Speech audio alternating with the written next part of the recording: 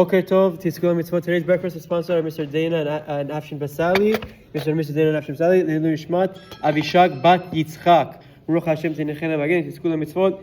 Please make brachot. Leilu Yishmata. Continuing now with the halachot of Lashon Hara Rechilut. We're talking about, we're in the section where we're dealing with common misconceptions.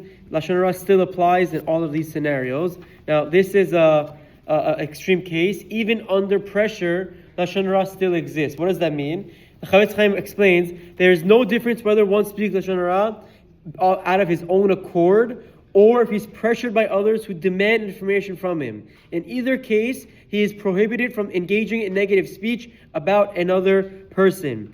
Chafetz Chaim adds that even if it's only avak Lashon Hara, he may not relate forbidden speech as well. The halacha is the same regarding Rechilut. Also, meaning both Lashon Hara and Rechilut, even if you're pressured to say it, there's no leniency to do so. However, by Rechilut, there are some exceptions, we'll call them. If a person is being pressured to reveal Rechilut, he should try the following guidelines.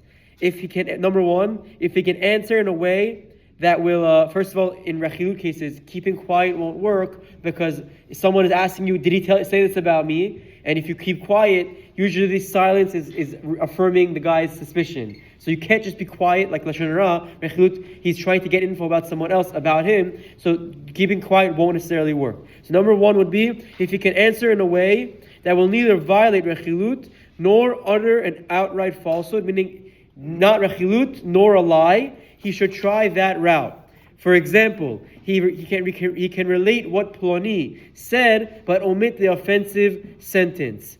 Chafetz Chaim says this is what we learn out from Avraham and Sarah when Hashem comes to Avraham and says that Sarah's response to the fact that they're having a kid, Hashem omitted the part of her statement, Va'adoni zaken, and my master is old, when repeating her words and left it as Va'ani zakanti, I have aged, which is a paraphrase of her actual words, Achrei velosi atali edna, after I have withered, I shall experience youth. This exchange is one of the primary sources that grants permission to lie for the sake of peace. So we see the primary source of Hashem, that when repeating what Sarah said, Hashem didn't use exactly the same words that would belittle Avraham. He paraphrased to not, God forbid, hurt or offend Avraham for being old. That's the source where you can bend the truth for the sake of shalom. Number two is, if he realizes that his questionnaire will not accept this response, Chafetz Chaim writes, he is then permitted to lie in order not to reveal this Rechilut. This is based on the Gemara Masechah Sanhedrin. It's a long back and forth. Basically, if it was a court case, a Bet Din case, that the Dayanim were split, there's a machloket how you have to write the response. Some say you have to say 1 and 2. Dayan 1 and 2 said like him. The third said like him.